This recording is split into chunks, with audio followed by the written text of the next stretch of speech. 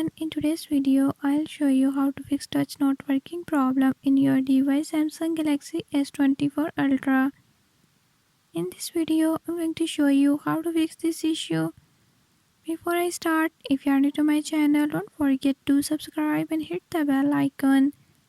Watch complete video and learn how you can do it. Let's watch the video.